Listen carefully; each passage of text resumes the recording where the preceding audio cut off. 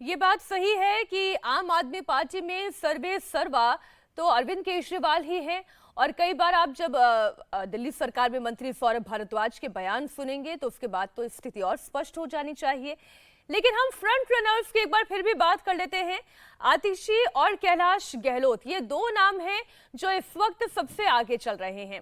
आतिशी, जिनके पास ऑलरेडी पहले से बहुत सारे मंत्रालय हैं और बहुत महत्वपूर्ण मंत्रालय हैं, वो अरविंद केजरीवाल की करीबी भी कही जाती हैं, भरोसेमंद कही जाती हैं। मनीष सिसोदिया के भी, जिनके जो दिल्ली सरकार में पूर्व उप मुख्यमंत्री के पद को संभाल चुके हैं। ऐसे में अधिकारियों के साथ अच्छे तालमेल की वजह से ये कहा जा सकता है कि आतिशी फ्रंट रनर है। दूसरा नाम कैलाश गहलोत का आ रहा है। आम आदमी पार्टी का जाट चेहरा है। अभी कुछ ही दिनों में हरियाणा में अब चुनाव भी होने वाले हैं। आम आदमी पार्टी ने सभी सीटों पर अपने कैंडिडेट्स के नाम का ऐलान किया है। कैलाश गहलोत को अगर सीएम का पद थमाया जाता है, ये जिम्मेदारी दी जाती है, तो इसका एक नैरेटिव हरियाणा में भी सेट किया जा सकता है। अरविंद केजरीवाल के इस्तीफे पर नई दिल्ली से बीजेपी सांसद बांसुरी स्वराज ने कहा है कि अगर केजरीवाल इतने ही कॉन्फिडेंट हैं कि जनता फिर से उन्हें कुर्सी पर बैठाएगी, तो फिर नाटक क्यों कर रहे हैं? विधानसभा भंग करने से घबरा क्यों रहे हैं? अगर ये उनका निर्णय नैतिकता पे आधारित होता तो 177 दिन पहले आ जाता। वो दिल्ली में एक कॉन्स्टिट्यूशनल क्राइसिस, एक पॉलिसी पैरालिसिस को जन्म नहीं देते।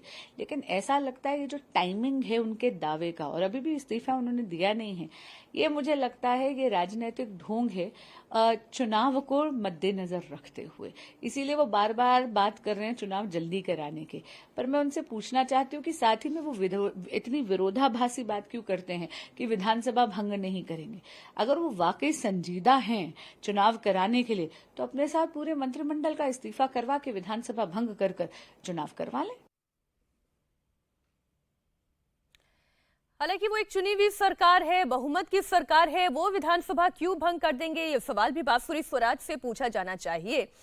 कांग्रेस के नेता संदीप दीक्षित ने कहा कि अरविंद केजरीवाल मुख्यमंत्री किसी को भी बनाए, सरकार तो वही चलाएंगे, क्योंकि केजरीवाल की पार्टी में उनके बाद किसी का कोई वजूद नहीं है। सामान्य रूप से जब सरकार में मुख्यमंत्री बदलते हैं एक किसी भी राजनीतिक दल में, तो एक राजनीतिक निर्णय लिया जाता है। राजनीतिक निर्णय इस हिसाब से लिया जाता है कि बाकी बड़े नेता कौन हैं पार्टी में, किसका लोगों में प्रभाव है, वोट पर क्या असर हो सकता है, जनता समुदाय में क्या असर हो सकता है, सरकार वो कैसे चलाएगी। आम आदमी पार्टी में केजरीवाल है और बाकी, माफ़ करिएगा, किसी को बुरा लगे ना लगे, बाकी सब घर के नौकर हैं। नौकर के अलावा कोई किसी की कोई जगह नहीं है, ठीक है। तो इन्हें अपने नौकरों में चुनना है। तो ये इसको मानेंगे कि भाई अब कौन ऐसा व्यक्ति आएगा जो फाइलें दबा के रखे, सूचनाएं बाहर ना जाने दे, जो हम लोग कमा रहे हैं, कमाई चल रही है, उसको सतत चलाता रहे। क्योंकि ये सत्ता का हस्तांतरण नहीं है, ये एक बिजनेस कंपनी के शेयर्स का हस्तांतरण है। आम आदमी पार्टी बिजनेस कंपनी है, पैसा बनाने की कंपनी है, ठीक है, और कुछ नहीं है। हमारे सहयोगी भास्कर मिश्रा लगातार जुड़े हुए हैं। भास्कर, देखिए, इसमें तो कोई दो राय नहीं है, क्योंकि पार्टी के नेताओं के ही बयानों को अगर हम नजर में रखते हुए ये समझें, तो सीएम भले ही कोई भी बन जाए, सुपर सीएम की भूमिका में तो अरविंद केजरीवाल ही रहने वाले हैं। ये एक परसेप्शन तो लोगों के मन में भी है, क्योंकि आम आदमी पार्टी में जितने भी बड़े फैसले हों, फिर चाहे वो संयोजन को लेकर हो, चाहे वो गठबंधन को लेकर हो, चाहे नामों को लेकर हो, या फिर पॉलिसीज को लेकर हो, वीटो पावर अगर किसी के पास सबसे बड़ी है तो वो अरविंद केजरीवाल ही है। ऐसे में अगर कांग्रेस नेता संदीप दीक्षित ये कह रहे हैं कि अरविंद केजरीवाल ही सीएम की भूमिका में रहेंगे, भले ही उनके पास पद हो या ना हो, इसमें आखिर गलत क्या है? भास्कर हमारे साथ जुड़े हुए हैं, हम जाएंगे उनके पास, लेकिन आपको बता दें, अरविंद केजरीवाल आज इस्तीफे का पत्र राज्यपाल को सौंपने वाले हैं। उपराज्यपाल को जब वो ये अपना पत्र सौंपेंगे, इसके साथ ही अगली सरकार बनाने का और मुख्यमंत्री के नाम का वो कॉन्फिडेंस लेटर भी वो उपराज्यपाल को सुपुर्द कर देंगे। नए सीएम के लिए अरविंद केजरीवाल ने जो क्राइटेरिया रखा है वो भी हम आपके सामने रख रहे हैं। सरकार और संगठन में उनका अनुभव क्या है, इसके अलावा सरकार के साथ संगठन के अलावा जनता तक भी व्यक्ति की पहुंच होनी चाहिए। सरकार की फाइलें लेफ्टिनेंट गवर्नर के पास से पास करा पाए, ऐसी क्षमता भी होनी चाहिए, क्योंकि आप जानते हैं कि दिल्ली के मुख्यमंत्री और लेफ्टिनेंट गवर्नर के बीच में पावर टसल की खबरें अक्सर सामने आई हैं। अरविंद केजरीवाल अब किसे सौंपेंगे कमान?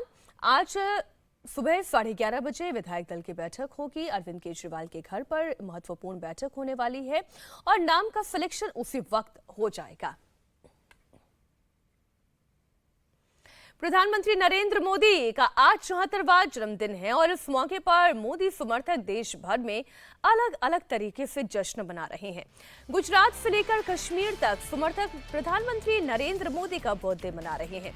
थोड़ी देर में बीजेपी हेडक्वार्टर में प्रधानमंत्री मोदी का जन्मदिन मनाया जाएगा। इसमें बीजेपी अध्यक्ष जेपी नड्डा नरेंद्र मोदी के जीवन पर आधारित एक प्रदर्शनी का उद्घाटन करेंगे। मोदी के जन्मदिन के मौके पर नड्डा आज ब्लड डोनेशन कैंप का भी शुभारंभ करेंगे। वहीं आज यूपी और मध्य प्रदेश समेत कई राज्यों में सेवा पखवाड़ा शुरू किया जा रहा है। आज पूरे उत्तर प्रदेश में स्वच्छता अभियान चलाया जाएगा। वाराणसी में सेवा पखवाड़ा के तहत नगर, गांव, गली, मोहल्ले, चौपाल समेत सार्वजनिक जगहों पर भी सेवा कार्य किया जाएगा। आज उत्तर प्रदेश और मध्य प्रदेश समेत कई राज्यों में कार्यक्रम आयोजित किए जाएंगे। सेवा पखवाड़ा जो कि 2 अक्टूबर को समाप्त होगा, आज से इसकी शुरुआत हो रही है और वाराणसी से स्वच्छता अभियान की शुरुआत हो रही है, जो गांधी जयंती के मौके पर जाकर जिसका समापन होगा।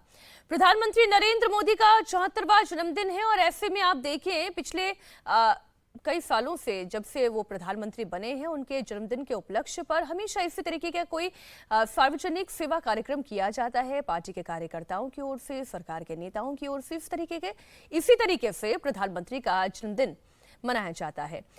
आज इस बात को भी लेकर लोगों की नजर बनी रहेगी कि ओडिशा की महिलाओं को आज प्रधानमंत्री नरेंद्र मोदी की ओर से क्या रिटर्न गिफ्ट मिलता है। प्रधानमंत्री मोदी के जन्मदिन को बीजेपी सेवा पखवाड़े के रूप में मना रही है। उत्तर प्रदेश के डिप्टी सीएम ब्रजेश पाठक ने लखनऊ में बीजेपी कार्यकर्ताओं के साथ मिलकर सफाई अभियान चलाया। देश के यशस्वी प्रधानमंत्री आदरणीय नरेंद्र मोदी जी का जन्म दिवस पूरे प्रदेश में भारतीय जनता पार्टी सेवा पखवाड़े के रूप में इसे मना रही है। हम सब कार्यकर्ता प्रातःकाल से ही घरों से निकल करके स्वच्छता अभियान को सफल बनाने का काम कर रहे हैं और जन जन का भागीदारी इसमें हो रही है। सभी मोहल्लों में, गलियों में, जिलों में, गांवों में लोग घरों से निकल करके स्वच्छता अभियान को सफल बना रहे हैं। ऐसे अवसर पर मैं उत्तर प्रदेश के 25 करोड़ लोगों की तरफ से माननीय प्रधानमंत्री नरेंद्र मोदी जी को ढेर सारी बधाइयां देता हूं। बीजेपी प्रधानमंत्री नरेंद्र मोदी के 74वें जन्मदिन पर सेवा पखवाड़ा मनाएगी, तो खुद प्रधानमंत्री मोदी आज ओडिशा के दौरे पर रहेंगे। वो ओडिशा के लोगों को रिटर्न गिफ्ट देने वाले हैं। प्रधानमंत्री मोदी भुवनेश्वर में सुभद्रा योजना की शुरुआत करेंगे, साथ ही हजारों करोड़ के दूसरे प्रोजेक्ट्स की भी घोषणा करेंगे। ओडिशा सरकार की सुभद्रा योजना सबसे बड़ी महिला केंद्रित योजना है। सरकार ने इसमें 1 करोड़ से ज्यादा महिलाओं को जोड़ने का टारगेट रखा है। इस योजना के तहत 21 से 60 वर्ष की उम्र के सभी लाभार्थियों को 5 वर्षों की अवधि में 50,000 रुपए दिए जाएंगे। 2 समान किश्तों में हर साल 10,000 रुपए की राशि सीधे लाभार्थियों के बैंक खाते में जमा होगी। आज प्रधानमंत्री नरेंद्र मोदी 10 लाख से अधिक महिलाओं के बैंक खातों में यह रकम ट्रांसफर करेंगे। आज ही मोदी 3.2 सरकार के 100 दिन भी पूरे हुए हैं। अब से थोड़ी देर में गृह मंत्री अमित शाह के साथ साथ मोदी सरकार के दूसरे मंत्री भी मोदी सरकार का रिपोर्ट कार्ड पेश करने वाले हैं। वो बताएंगे कि मोदी के तीसरे कार्यकाल के पहले 100 दिन में क्या क्या काम हुए। मोदी सरकार ने अपने तीसरे कार्यकाल के पहले 100 दिनों में करीब 15 लाख करोड़ रुपए के प्रोजेक्ट से शुरू किए हैं। इसमें किसान, इंफ्रास्ट्रक्चर के साथ ही health sector, science and technology, energy, defence, road, railway और पोर्ट डेवलपमेंट पर फोकस किया है। मोदी 3.2 के पहले 100 दिन का रोड मैप प्रधानमंत्री मोदी ने सरकार गठन से पहले ही तैयार कर लिया था। कल प्रधानमंत्री मोदी ने भी गुजरात के गांधीनगर में अपने 100 दिन के कार्यकाल का जिक्र किया था। मोदी ने कहा कि न केवल देश बल्कि पूरी दुनिया को यह लगता है कि भारत 21वीं सदी के लिए सबसे बेहतर विकल्प है। 60 साल के बाद देश की जनता ने एक नया इतिहास रचा है। एक सरकार को लगातार तीसरी बार